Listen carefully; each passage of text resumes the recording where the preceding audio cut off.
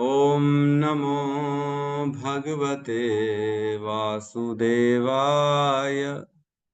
ओम नमो भगवते वासुदेवाय।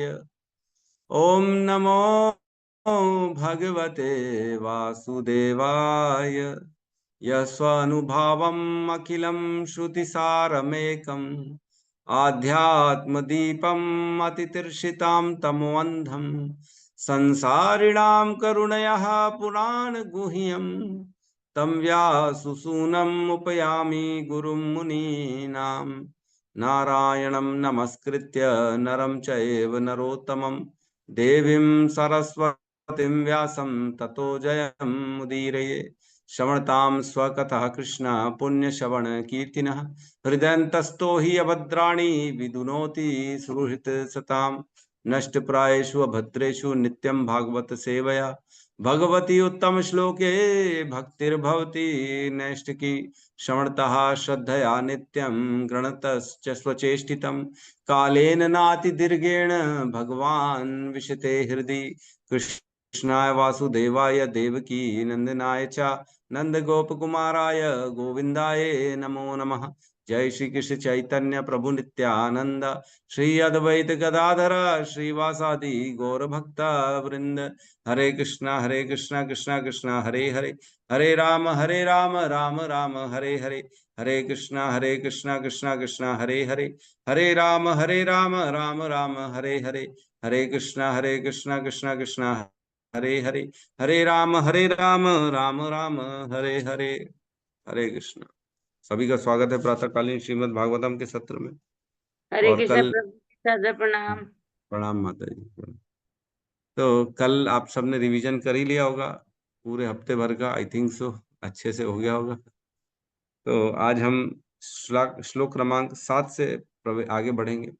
हमने शनिवार को 4, 5, 6 इन श्लोकों को पढ़ा था, जिसमें पढ़ा हमने जब महाराज परीक्षित विश्व विजय करने निकले तो उन्होंने देखा कि कलयुग का स्वामी जो शूद्र से भी निम्न था, राजा का वेश धारण करके गाय तथा बैल की जोड़ी के पांव पर प्रहार कर रहा था। राजा ने उसे पर्याप्त दंड हेतु तुरंत पकड़ लिया। फिर 5वें श्लोक में कहते हैं, शौनक रुवाच, शौनक पूछते हैं, शौनक मुनि ने पूछा, महाराज परीक्षित ने उसे केवल दंड क्यों दिया, जबकि वह शूद्र में अधम था, उसने राजा का वेश बना रखा था तथा गाय के पैरों पर प्रहार किया था। ये सब घटनाएं यदि भगवान श्री कृष्ण की कथा से संबंधित हो तो कृपा करके इसका वर्णन करें। और क्या कह रहे हैं, शौनक आदि चल रहा है ना अभी, शौनक जी कह रहे हैं, श्री भगवान के चरण कमलों से प्राप्त मधु को चाटने के आदि हैं। उन कथा प्रसंगों से क्या लाभ जो मनुष्य के बहुमूल्य जीवन को व्यर्थ नष्ट करें। हमको इधर उधर कुछ भी नहीं सुनना है, केवल कृष्ण से रिलेटेड सुनना है। व्यर्थ की बातें करने का कोई सेंस ही नहीं है। शौनक आदि ऋषि, सोचो उस समय ये जो है अभी क्या बोलते हैं, वेद व्यास जी ने जब लिखा सारे पुराण, उसके बाद की बात चल रही है ना। महाभारत ग्रंथ, सारे ग्रंथ लिखा उसके बाद की बात चल रही है। तो लगभग 5,000 साल तो पहले की बात है, लगभग ये 5,000 साल पहले भी शौनक आदि ऋषि, 88,000 ऋषि जो एकत्रित हुए थे, वो कह रहे हैं हमारा समय प्लीज व्यर्थ ना हो। हम चाहते हैं कि केवल और केवल कृष्ण की कथा सुने, है ना। उत्तम श्लोके वार्ताया, हमको केवल कृष्ण की वार्ता करनी और किसी की नहीं करनी है। ऐसी वार्ताएं जो जीवन को सफल कर देती हैं। केवल मात्र श्रवण करने से, सुनने मात्र से व्यक्ति का जीवन सफल हो जाता है। और आज 7वें नंबर श्लोक में हम प्रवेश करेंगे।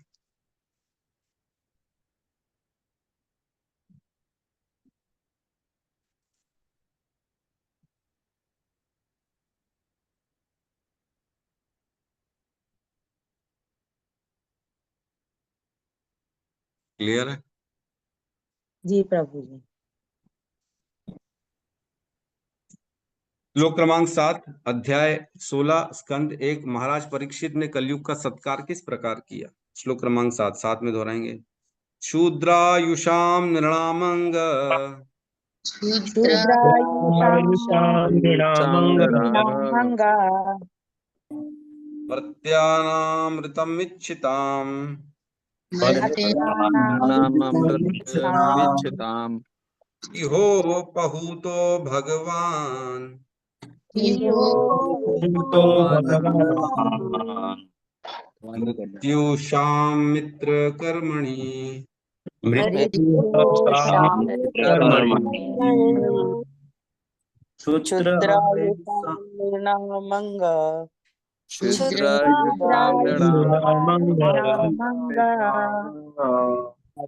मत्यानामृतमिच्छतामि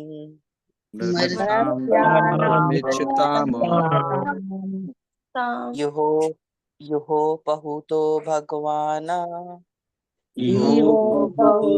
भगवान मृत्युः शामित्र कर्मणि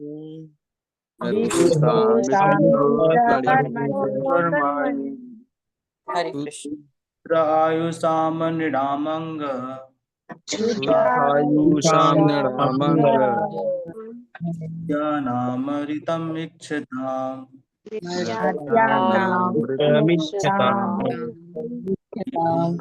तो भगवान भगवान मृत्यु सामित्र कर्मणि कर्मणि आयुषाम निरामंग मृत्यु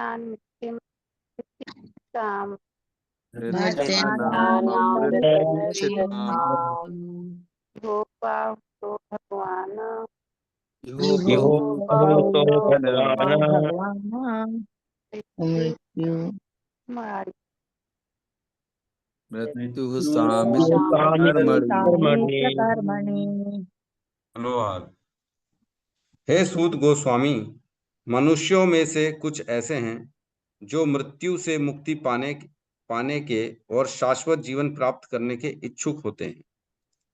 वे मृत्यु के नियंत्रक यमराज को बुलाकर वध किए जाने की क्रिया से बच जाते हैं। ओम अज्ञानतिमिरन्धस्य ज्ञानांजन शलाकया चक्षुरुन्मीलितं येन तस्मै श्री गुरुवे नमः। श्री चैतन्य मनोभीष्टं स्थापितं येन भूतले स्वयं रूपः कदा मह्यं ददाति स्वपदान्तिकं। वन्देऽहं श्रीगुरु श्रीयुतपदकमलं श्रीगुरून् वैष्णवांश्च श्रीरूपं सागरजातं सहगण रघुनाथान्वितं तं सजीवं साद्वैतं सावधूतं परिजन सहितं कृष्ण चैतन्य देवं श्री राधा कृष्ण पादान् सहगण ललिता श्री विशाखान्वितांश्च। हे कृष्ण करुणा सिंधु दीन बंधु जगतपते गोपेश गोपिका कांता राधा कांत नमस्तुते। तप्त कांचन गौरांगी राधे वृंदावनेश्वरी वृषभानुसुते देवी प्रणमामि हरिप्रिये। वाञ्छाकल्पतरोभस्य कृपा सिन्धुभ्य एव च पतितानां पावनेभ्यो वैष्णवेभ्यो नमो नमः। नमो विष्णुपादाय कृष्णपृष्ठाय भूतले श्रीमते भक्तिवेदांत स्वामीति नामिने। नमस्ते सरस्वती देवे गौरवाणी प्रचारिणे निर्विशेष शून्यवादी पाश्चात्य देश तारिणे। जय श्री कृष्ण चैतन्य प्रभु नित्यानंद श्री अद्वैत गदाधर श्रीवासादि गौर भक्त वृंद। हरे कृष्णा कृष्णा कृष्णा हरे हरे हरे राम राम राम हरे हरे कृष्णा। श्लोक क्रमांक 7 यहाँ बता रहे हैं। अब यहाँ पे थोड़ा सा ध्यान देना होगा अपना कि कौन किसको क्या बोल रहा है और कौन सी सिचुएशन में बैठे हैं, है ना। थोड़ा सा यह ध्यान देना होगा। यहाँ पे शौनक आदि ऋषि जो है सूत गोस्वामी को कह रहे हैं, है ना।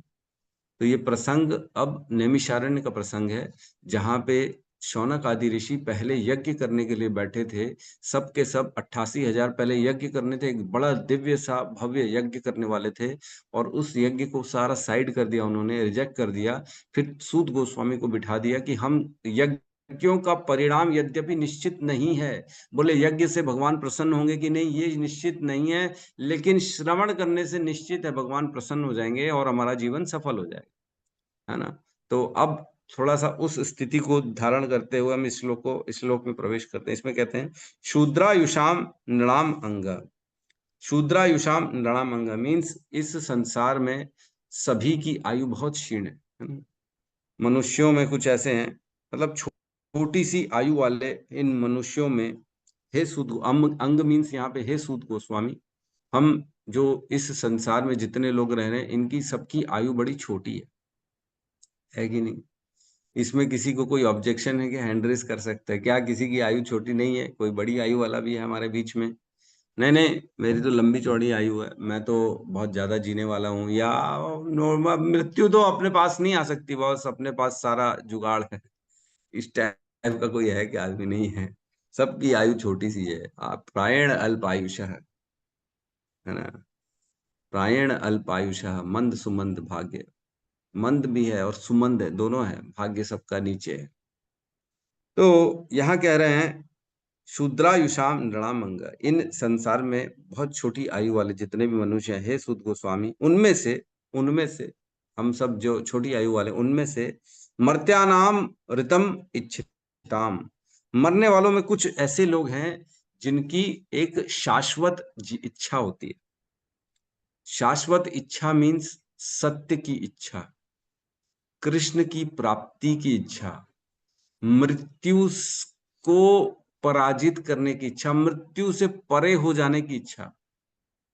इसको थोड़ा सा समझना पड़ेगा, क्या कहना चाह रहे हैं।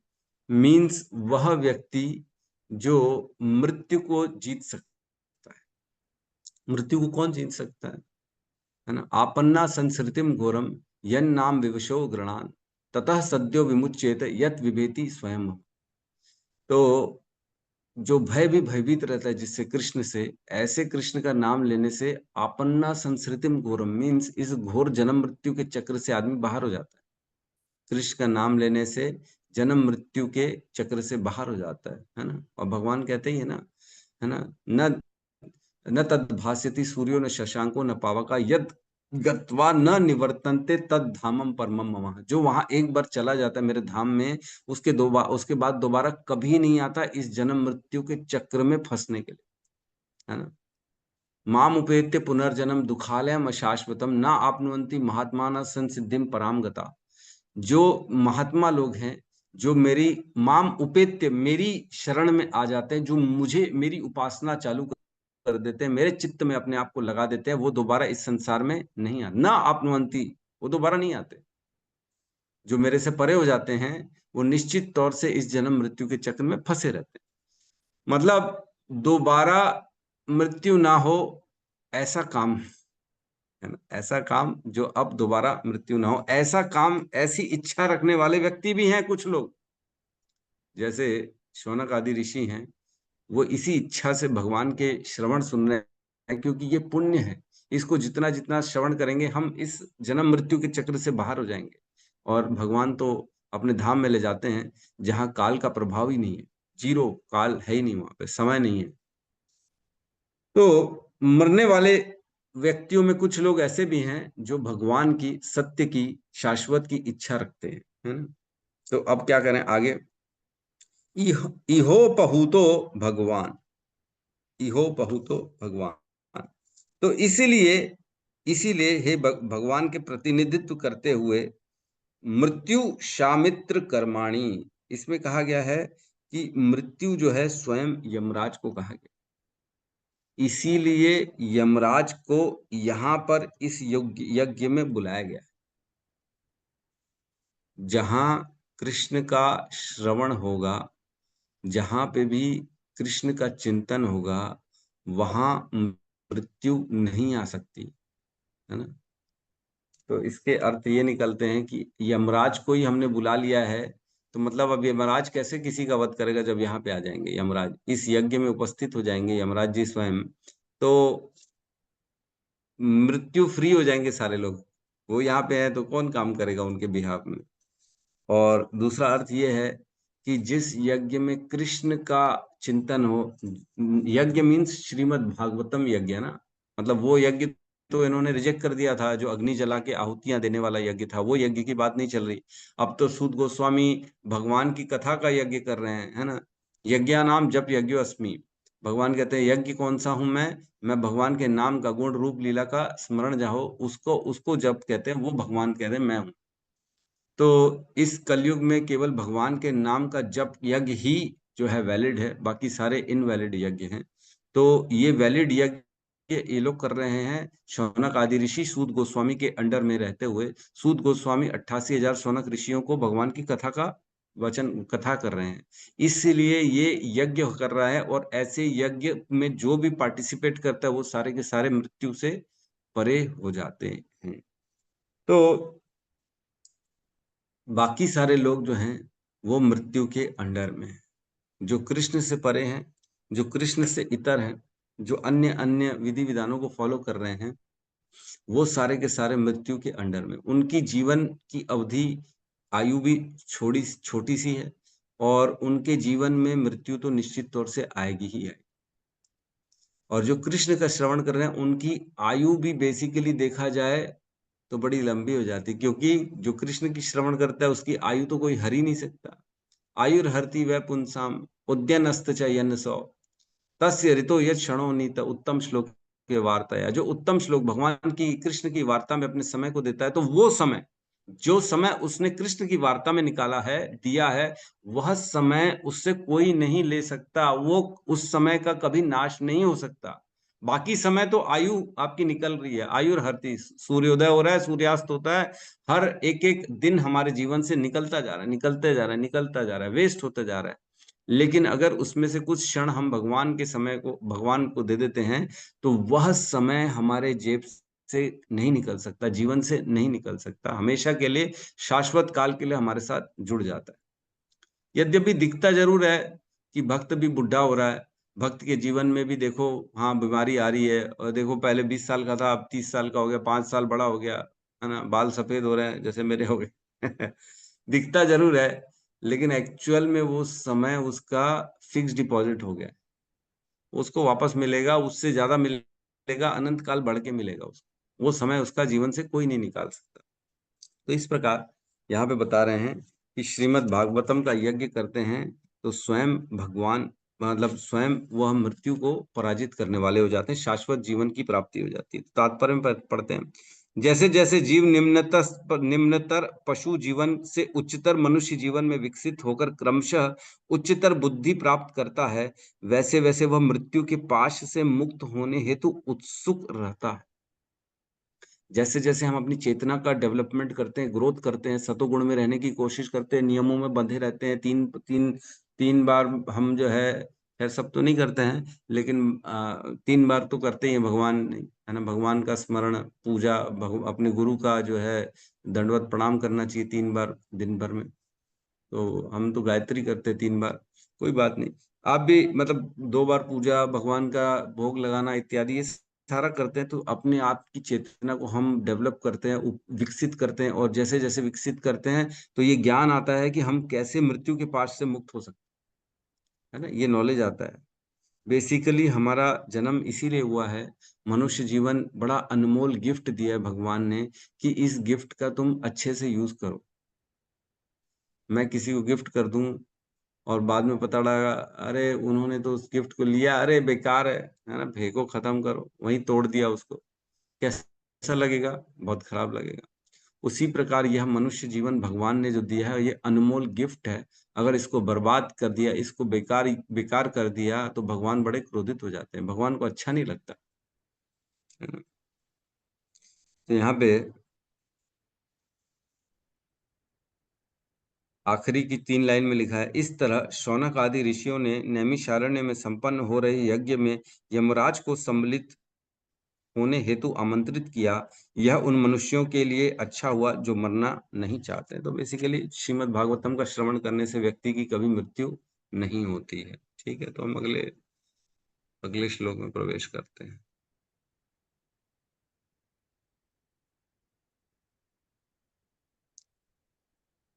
आठ नंबर श्लोक साइड में आ गया प्रभु जी। साइड में हो गया प्रभु जी।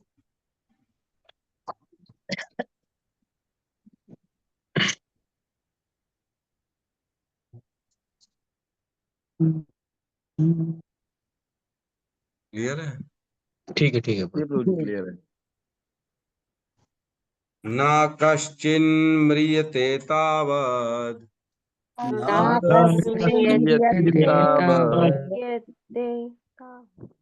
यावद्दास्त इहान्तकः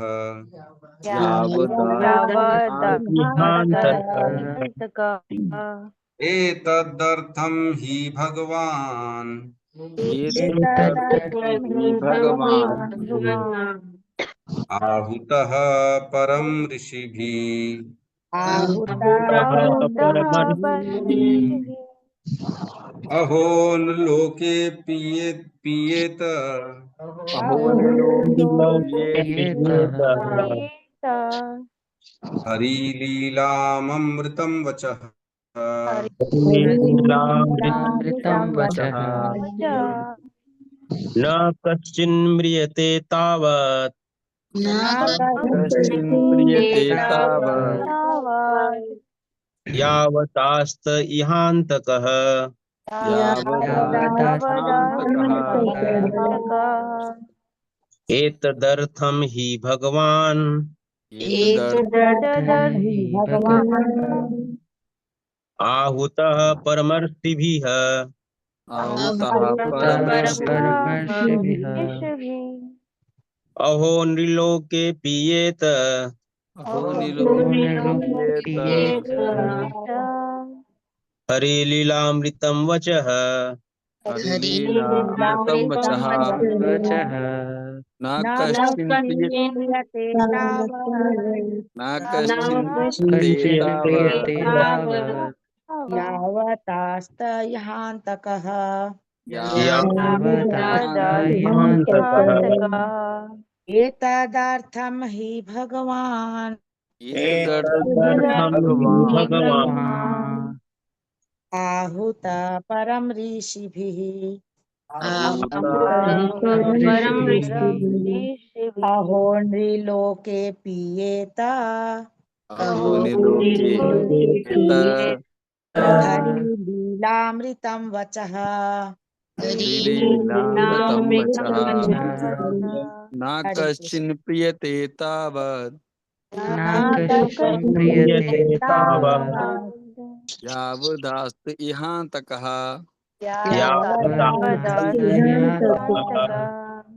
एतदर्थं हि भगवान्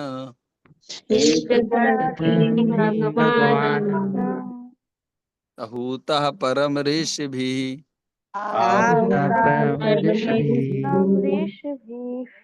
अहो निलोके पीयेत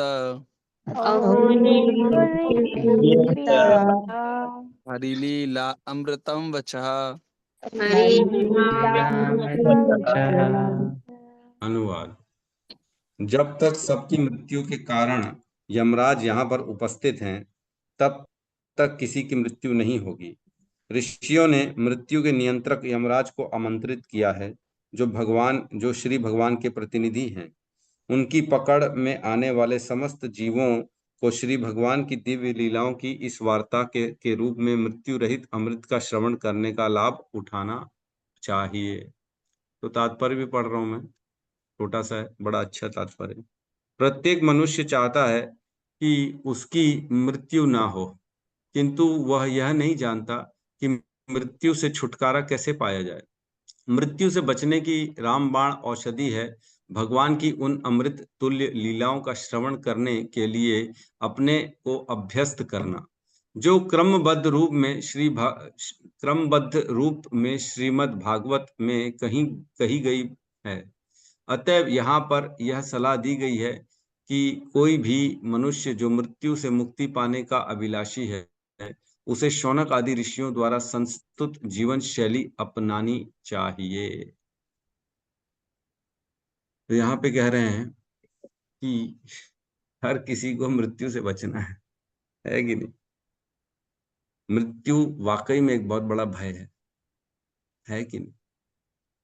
मृत्यु कभी सोचा है कि अगर कोई आदेश दे, सपोज करो मैं कहूँ कल तुमको हमेशा के लिए ये घर, ये रायपुर या अपना जहाँ भी घर है तुम्हारा, वो छोड़ के अकेले बिना कुछ लिए अपने साथ घर छोड़ के कभी वापस नहीं आना है, निकल जाना है।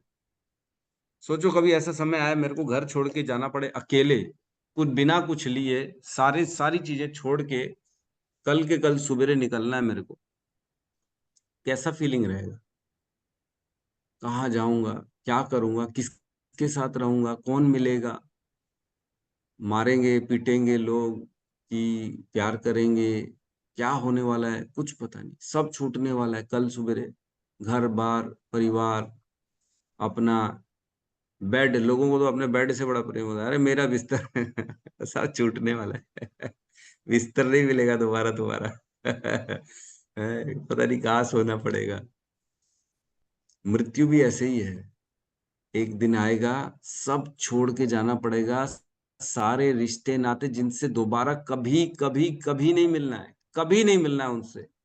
आज जिनके लिए 24 घंटे दिया है हमने, पुत्र पुत्री, माता पिता पत्नी, है ना, गर्लफ्रेंड बॉयफ्रेंड, 24 घंटे दे रहे हैं, दिन रात जाग रहे हैं उनके लिए, फोन में बात कर रहे हैं उनके लिए, एक सामान की व्यवस्था कर रहे हैं, उन सबको छोड़ के हमेशा के लिए जाना है, कभी दोबारा नहीं मिलना है उनसे। ये सबके साथ होने वाला है और इसके प्रति किसी का ध्यान ही नहीं। मृत्यु भी ऐसे ही है, एक दिन सब कुछ छोड़ के जाना है, कुछ नहीं मिलने वाला दोबारा। तो जब ऐसा विचार आएगा ना, तब लगेगा हम कौन सी चीजों को इकट्ठा कर रहे हैं, क्या चीजों को इकट्ठा करने में जो हम समय दे रहे हैं, क्या ये यूजफुल है कि नहीं है, क्या जो मैं समय आज दे रहा हूं, जिस भी चीज के लिए दे रहा हूं, ये उचित है।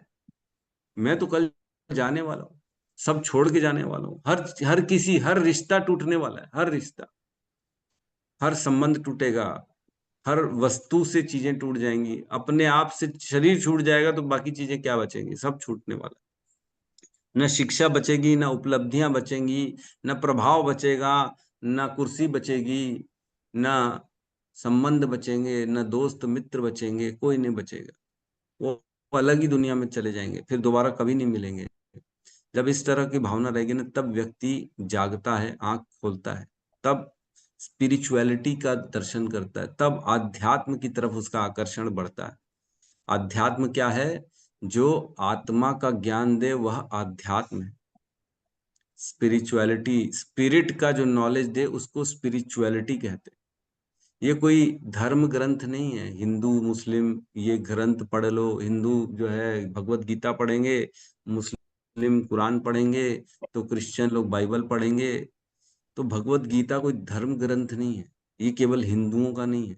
जिसके पास भी शरीर है, जिसके पास भी आत्मा है, जिसके पास बुद्धि है, जो पढ़ सकता है, जो समझ सकता है, उसके लिए है भगवत गीता। जो भी जन्म, जिसको भी मनुष्य जीवन मिला है उसके लिए है भगवत गीता। वो फिर मुसलमान हो, क्रिश्चियन हो, सरदार जी हो, या कोई भी हो, कोई स्त्री हो, कोई बच्चा हो, कोई बड़ा हो, सबके लिए, जिसके पास शरीर है, जिसके पास आत्मा है, जिसके पास मनुष्य शरीर है, शरीर नहीं, जिसके पास मनुष्य शरीर है, जिसके पास आत्मा है, जिसके पास बुद्धि है, वो भगवत गीता पढ़े।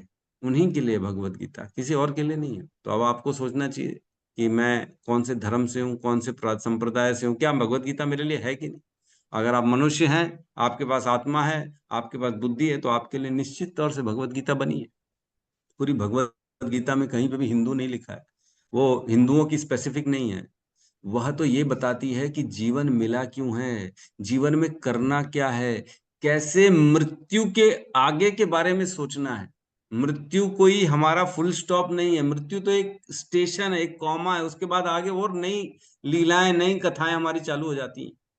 हमारे जीवन का अंत नहीं है, परंतु एक बदलाव है जीवन का। ये जीवन छूट के नया जीवन चालू हो जाएगा, आत्मा तो शाश्वत रहने वाली। बहुनी में जन्मनानी बहुनी में व्यतीतानि जन्मानि तव च अर्जुन तान्य अहम वेद सर्वाणि न तम वेद सर्व परंतप। हे अर्जुन, तुम्हारे मेरे अनेक अनेक जन्म हो चुके हैं, तुम किसी को नहीं जानते हो, लेकिन मैं सबको जानता हूं, मैं सबको जानता हूँ। कृष्ण कहते हैं क्यों? क्योंकि मैं भगवान हूं। और तुम कौन हो? तुम जीव हो। हम सब जीव हैं, हमारे अनेक जन्म हो चुके हैं।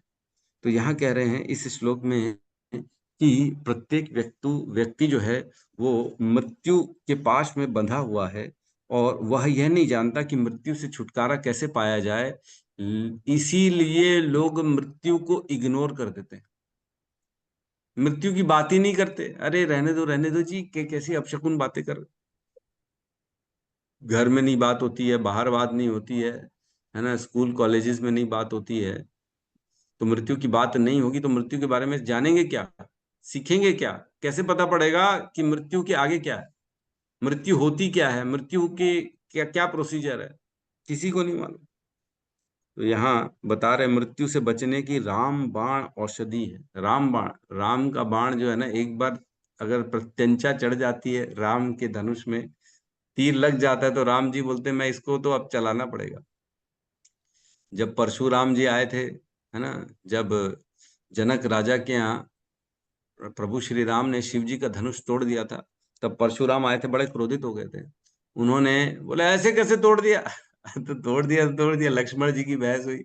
बोले अच्छा ठीक है, ये तोड़ दिया, ये लो विष्णु का धनुष पकड़ो, इसमें प्रत्यंचा चढ़ा के दिखाओ मेरे को। तो प्रत्यंचा प्रभु श्री राम ने उसमें भी चढ़ा दी, बाण भी लगा दिया। बोले अब बताओ किसको चलाना है बाण? तो परशुराम जी बोले नहीं नहीं नहीं, बाण मत चलाओ, रहने दो। तो बोले नहीं, मेरे धनुष में अगर बाण चढ़ गया तो चलेगा ही चलेगा, अब बताओ, चलाना तो पड़ेगा, तुम बोलो, जहां बोलोगे वहां चढ़ाओ। तो परशुराम जी ने बोला ठीक है, मेरी तपस्या में चला दो। तो प्रभु श्री राम ने उनकी तपस्या में बाण चला दिया और परशुराम जी की तपस्या पूरी की पूरी खत्म हो गई थी। कहने का मतलब है राम बाण जो है ना, वो चलता है और असर भी करता है, कभी विफल नहीं होता। तो रामबाण जो है, रामबाण औषधि है क्या? ये मृत्यु से बचने की, श्री भगवान की उन अमृत तुल्य लीलाओं का श्रवण करने से अपने आप को अभ्यस्त करना, अभ्यस्त करना है हमको कृष्ण के बारे में श्रवण करने के लिए। ये मानेगा नहीं, मन जो होता है ना, मन बड़ा चंचल है, मानेगा नहीं, लेकिन हमको अभ्यस्त करना पड़ेगा। लोग जैसे अभ्यस्त हो जाते हैं गॉसिपिंग करने में, रोज गॉसिपिंग करेंगे फोन कर करके। और अंबानी जी ने तो और दया कर दी, सारे फोन को फ्री कर दिया। पहले टॉक टाइम लगता था, 1 घंटा बात करोगे तो इतना पैसा लगेगा, 2 घंटा बात करोगे तो इतना पैसा लगेगा। लोग डरते थे, 5 मिनट में फोन रख देते थे बात करके, खाली काम की बात किए रख दिए, फोकट की बात नहीं करते थे। लेकिन अब फोकट की बात इतनी करते हैं, इतनी व्यर्थ की बातें करते, प्रजल्पा करते हैं कि अभ्यस्त हो गए हैं। सुबह शाम यही काम करते हैं, फालतू की बातें, इसके घर में क्या हुआ, उसके घर में क्या हुआ, ये अच्छा बुरा, ये फलाना ठिकाना। हमको बचना चाहिए इनसे। अभ्यास नहीं, अभ्यास किसका? कृष्ण के बारे में श्रवण करने का अभ्यास करना चाहिए। तो अभ्यास करना है हमको। और क्या करें? जो क्रमबद्ध रूप से श्रीमद् भागवतम में कही गई है, क्रमबद्ध रूप से श्रीमद् भागवतम में कही गई है, मतलब श्रीमद् भागवतम को क्रम वाइज, सीरियल वाइज पढ़ना है, तभी समझ में आएगा। कुछ भी उठा के प्रसंग पढ़ लिए, आज तो प्रभु जी हम 5वां कैंटो पढ़ेंगे, आज तो प्रभु जी हम 10वां कैंटो पढ़ेंगे, आज तो प्रभु जी हम 11वां उद्धव गीता पढ़ेंगे जी। हम अब कहाँ first canto, second canto, third canto, हम सीधा उद्धव गीता में प्रवेश करेंगे आज। तो ये पढ़ने का तरीका नहीं है। जब तक हम सीरियल वाइज नहीं पढ़ेंगे, तब तक हम ढंग से श्रीमद् भागवतम को, भगवान के लीलाओं को नहीं समझ पाए। भगवान के तत्व को समझना है ना, जन्म मृत्यु से परे तब जाएंगे जब भगवान के तत्व को समझ जाएंगे, है ना। जन्म कर्म च मे दिव्यम एवं यो वेति तत्वतः त्वक्त्वा देहम पुनर्जन्म नेति ममेति सो अर्जुन। जो मेरे जन्म, जो मेरे कर्म को तत्व से समझ जाता है, उसका दोबारा इस संसार में जन्म नहीं होता। तो तत्व से समझना है तो क्रम से बढ़ना पड़ेगा, धीरे धीरे 1 2 3 4 5 ऐसे आगे बढ़ेंगे, तब हम भगवान को तत्व से समझ पाएंगे। नहीं तो नहीं समझ, फिर तो मिक्सचर हो जाएगा सारा, है ना, कुछ का कुछ हो जाएगा, है कि नहीं। तो क्रम वाइज पढ़ना है। अतएव यहाँ पर सलाह दी गई है कि कोई भी मनुष्य जो मृत्यु से मुक्ति पाने का अभिलाषी है, उसे शौनक आदि ऋषियों द्वारा संस्तुत जीवन शैली अपनानी चाहिए। जिसको भी मृत्यु को पराजय करना है, मृत्यु के ऊपर विजय हासिल करनी है, उसको क्या करना है? उसको शौनक आदि ऋषियों की तरह अपनी जीवन शैली को अपनाना पड़ेगा, संयमित जीवन जीना पड़ेगा, है ना। जो शास्त्रों में वर्णन है टाइम टेबल का, उस टाइम टेबल को फॉलो करना पड़ेगा। भगवान के प्रति उत्कंठित होकर बैठना पड़ेगा, सुनना पड़ेगा। सूत गोस्वामी एक आदमी कह रहे हैं, 88,000 ऋषि सुन रहे हैं सारे के सारे, तो एकदम कंसंट्रेशन के साथ बैठे हैं। कोई भी ऐसा फालतू की, है ना, हूटिंग नहीं कर रहा, अरे ये करो वो करो, हूटिंग नहीं हो रही पीछे से, कोई ऐसा फालतू के क्वेश्चन नहीं कर रहा। एक बार एक मंदिर में श्रीमद् भागवतम हुई उसके बाद जब पूछते हैं भागवतम के बाद, किसी का प्रश्न है तो कहिए। तो एक माता जी ने हाथ उठाया, बोले हाँ बोलिए माता जी, क्या प्रश्न है आपका। तो माता जी बोले, जब मैं मंदिर आई तो मेरे हाथ में पर्स था, लेकिन अब मेरा पर्स चोरी हो गया है, तो मैं पर्स कहाँ से मिलेगा मेरे को। तो जो वक्ता होते हैं बोलते हैं, अरे बाबरी कैसा सवाल कर रही है, मैं भागवतम से चर्चा कर रहे हो और तुम पर्स चोरी होने के, इसमें मैं क्या कर सकता हूँ, आपका पर्स चोरी हो गया। एक बार राम कथा हुई रामायण की, तो वक्ता को आखिरी में बोले, किसी का कोई प्रश्न है तो पूछिए। तो वक्ता से पूछा गया कि रावण कौन था। रावण कौन था। रामायण सुनने के बाद कोई प्रश्न करे रावण था, तो वक्ता कहते, रावण कोई नहीं था, मैं हूं रावण, मैं आया हूं यहाँ पे रावण बनकर तुम लोगों को कथा सुनाने के लिए। है इतनी जिनको समझ नहीं है कि रावण कौन है राम कौन है, वो क्या कथा सुनेगा। तो इसलिए अपनी चेतना को वहां लगाना चाहिए जहाँ कथाएं हो रही हैं, सुनना चाहिए, ज्यादा से ज्यादा उत्कंठित होकर श्रवण करना चाहिए। ठीक है, तो अगले श्लोक में हम प्रवेश करें। ठीक है, करते हैं प्रवेश, है ना।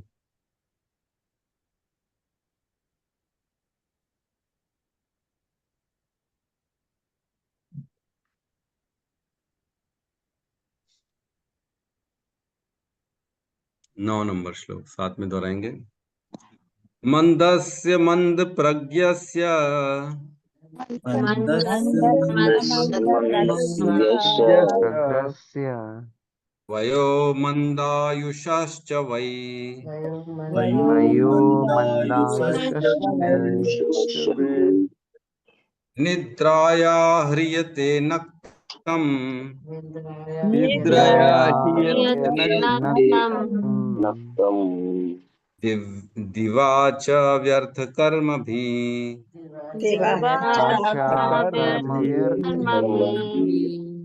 मन्दस्य मन्दप्रज्ञस्य मन्दस्य प्रज्ञस्य प्रज्ञस्य वयोमन्दायुषस्य वे वयो मन्दायुषस्य मन्दायुषस्वै निद्रया ह्रियते नक्तम् निद्रया ह्रियते नक्तम् दिवा च व्यर्थकर्मभिः दिवाच्यर्थकर्मभिः मन्दस्य मन्दप्रज्ञस्य मन्दप्रज्ञस्य वयो मन्दायुषश्च वै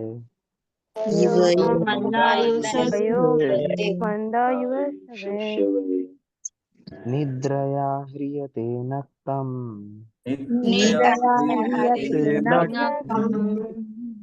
दिवा च व्यर्थकर्मभिः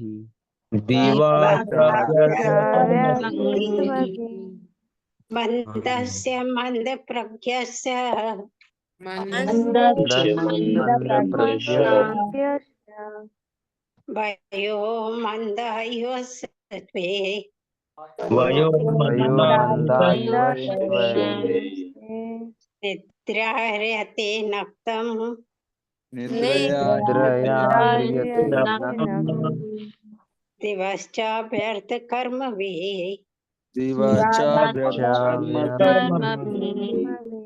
हरि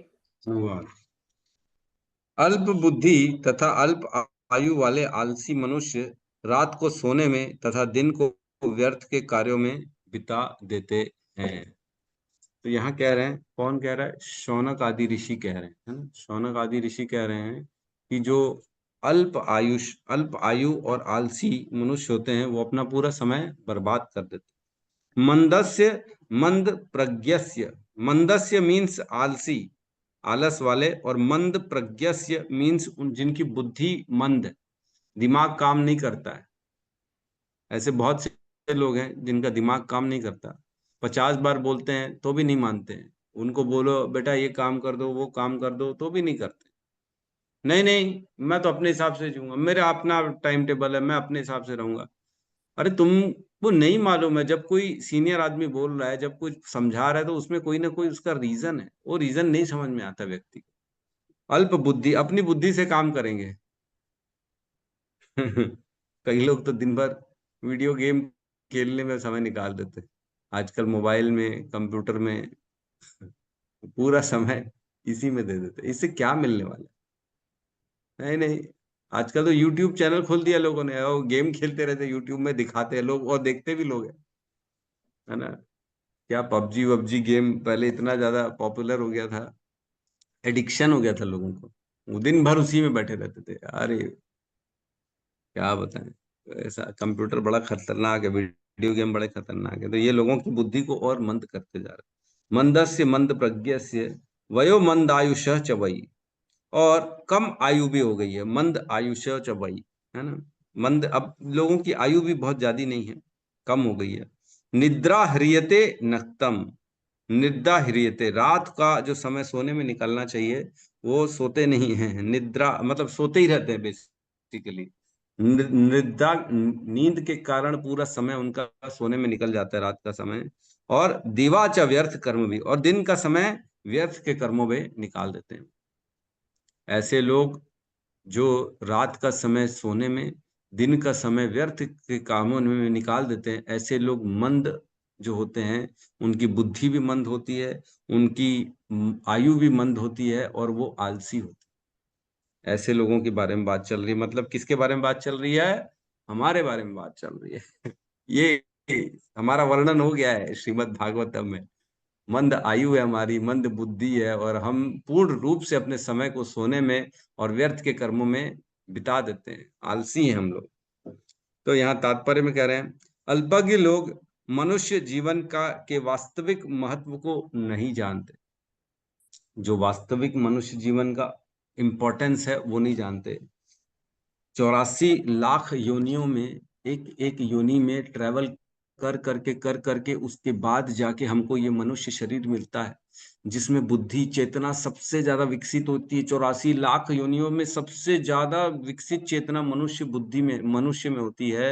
और अगर हम उसमें आने के बाद भी अपने समय को बर्बाद कर दें तो क्या मतलब हुआ जीवन का? अगर किसी एरोप्लेन का पायलट है, उस एरोप्लेन के पायलट को क्या होता है, पहले कुछ समय धरती पे चलाना पड़ता है एयरपोर्ट में, फिर उड़ाना पड़ता है हवा में। लेकिन अगर कोई पायलट धरती पे चलाए एयरपोर्ट में और वहीं चक्कर काटता रहे, वहीं चक्कर काटता रहे, ऐसे गोल गोल गोल गोल गोल गोल उड़ाए ना उस एरोप्लेन को, तो क्या करेंगे? उसको उसको उतार के बाहर कर देंगे, लात मार के भगा देंगे और बोलेंगे तुम एरोप्लेन चलाने के लायक नहीं हो, तुम ट्रक चलाओ जाके खेतों में पंजाब के, यहाँ पे मत चलाओ, तुम एरोप्लेन नहीं चला सकते, तुम जाके ट्रक चलाओ, ऑटो चलाओ, टैक्सी चलाओ, वो तुम्हारे लिए ठीक है, क्योंकि तुम जमीन में ही चलाना चाहते हो ना, वो ठीक है तुम्हारे लिए, एरोप्लेन तुम्हारे काम का नहीं।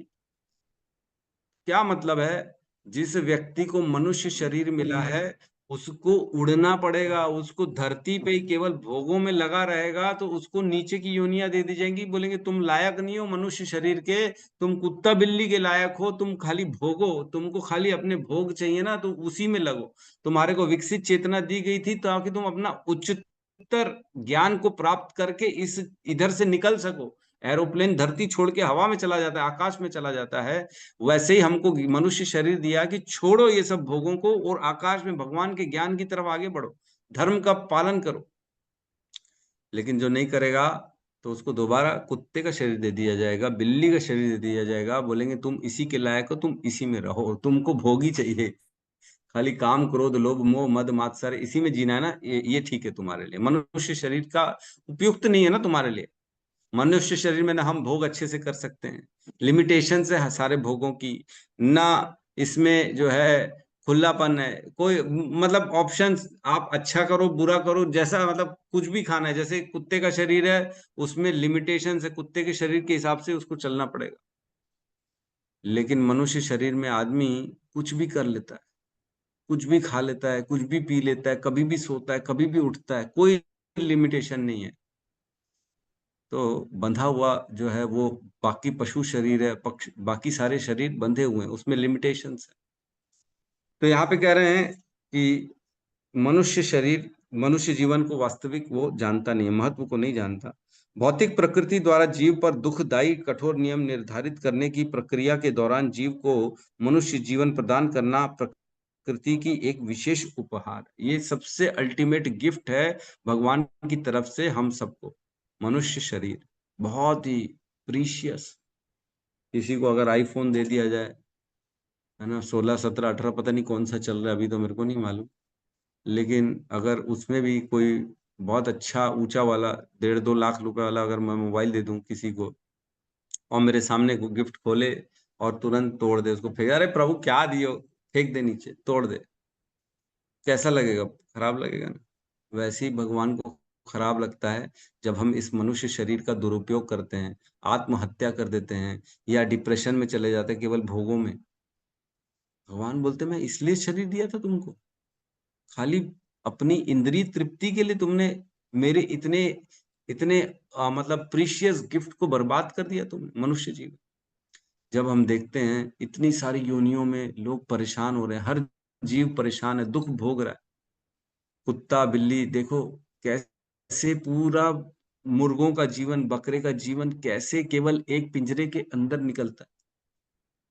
जब उनके जीवन के बारे में हम सोचते हैं, ये सोचो कि हम भी एक बार वो जीवन जी चुके हैं, फिर से जीना चाहते हैं। एक पिंजरे में पूरा जीवन, पैरों से उठा के पटका जा रहा है, इधर फेंका जा रहा है, उधर फेंका जा रहा है, खाने को मिल नहीं रहा है, हैं? आंखें फोड़ रहे हैं लोग पत्थर फेंक फेंक के कुत्तों की। ऐसा जीवन जीना चाहते हैं क्या? अगर छूट गया मनुष्य शरीर तो वापस उसमें जाना पड़ेगा, वो सब फिर मिलेगा ही मिलेगा। तो हमको उच्चतर शिक्षा प्राप्त करने के लिए मनुष्य शरीर मिला है, तो सबसे सर्वोच्च शिक्षा प्राप्त करनी चाहिए जो भगवत गीता का ज्ञान है, भागवतम का ज्ञान है, जिससे हम इससे भी ऊपर की चेतना में प्रवेश कर सकते हैं, भगवान के धाम जा सकते हैं। तो ये इस शरीर का सर्वोच्च सबसे बेस्ट यूज है भगवान की प्राप्ति। आगे कहते हैं, यह जीवन का सर्वोच्च वरदान को प्राप्त करने अर्थात बारंबार होने वाले जन्म मृत्यु के बंधन से निकलने हेतु अच्छा अवसर होता है। तो बेसिकली यही है, तो हमको समझना चाहिए भगवान के इस गिफ्ट का बर्बाद ना करें। और इसमें कहा गया है कि मनुष्य के शरीर में हर किसी को कृष्ण की भक्ति नहीं मिलती है। एक श्लोक आता है जिसमें कहते हैं, जन्मांतर सहस्त्रेषु योग ध्यान समाधि भी नराणाम क्षीण पापानाम कृष्णे भक्तिर प्रजायते। मतलब कृष्ण की भक्ति किनको मिलती है? जो बहुत सारे जन्मांतर सहस्त्रेषु, बहुत हजारों लाखों जन्मों के बाद योग ध्यान समाधि भी, योग किया उसने, ध्यान किया, समाधि की, इन सारे चीजों की है उसने फॉलो करी है। और नराणाम क्षीण पापानाम, ऐसे नरों का, ऐसे व्यक्ति का जिनके पाप पूरी तरह से समाप्त हो चुके हैं, पुण्यों का उदय हो चुका है, कृष्ण भक्ति प्रजायते, उसको कृष्ण की भक्ति मिलती। तो आप सबको, हम सबको भगवान ने कृष्ण की भक्ति दे दी है, मतलब हम सबको प्राप्त है, ये हमारा सौभाग्य है। कहीं ना कहीं हमारे जीवन में हमने कुछ अच्छा काम किया है, तभी हमारे को कृष्ण के प्रति सुनने का मौका मिल रहा है। ये शाम तु अंत गतम पापम जनानाम पुण्य कर्मणा त्वे दंड मोह निर्मुक्ता भजते माम दृढ़व्रता। भगवान कहते हैं जिनके जीवन में पाप क्षय हो चुके हैं, पुण्यों का उदय हुआ है, वे ही कृष्ण की भक्ति करते हैं, और कोई नहीं करता। इसको अगर इजी ले लिया, है ना, सहजिया ले लिया, अरे इजी है, कृष्ण की भक्ति करो, शिव की भक्ति करो, सब एक समान है, नहीं, बहुत बड़ी गलती में। कृष्ण की भक्ति मिली है मतलब आपको सर्वोच्च चीज मिल गई है, हमको सर्वोच्च मिल गई है, सबसे ऊपर की श्रेष्ठ चीज में बैठे हैं हम। तो इसको ऐसे ही नहीं जाने देना चाहिए, कहीं ना कहीं कुछ ना कुछ कृपा है हमारे ऊपर, और हमको इसका पूरा उपयोग करके इस जीवन को सफल बनाना चाहिए, है ना, बहुत बहुत जरूरी है। ठीक है, तो किसी का कोई प्रश्न है तो हम ले सकते हैं। यस, कोमल लता माता जी। हरे कृष्ण प्रभु जी, सादा प्रणाम। प्रभु जी, मुझे आपकी एक हेल्प चाहिए। जहाँ हम रहते हैं और मेरे को आपका सर जाप कर लो। हरे कृष्णा हरे हरे कृष्णा कृष्णा कृष्णा हरे हरे हरे राम राम हरे हरे राम राम राम राम हरे हरे। हरे हरे। समस्त भक्त वृंद समस्त की भक्तवृंद की जय। जगत गुरु जगत श्रील गुरु श्री प्रभुपाद प्रभुपाद की की जय। जय। निताई निताय गौर गौर प्रेमानंदे प्रेमानंदे हरि हरि बोल। हरि हरि हरि हरि बोल। हरि हरे हरि कृष्णा प्रभु जी।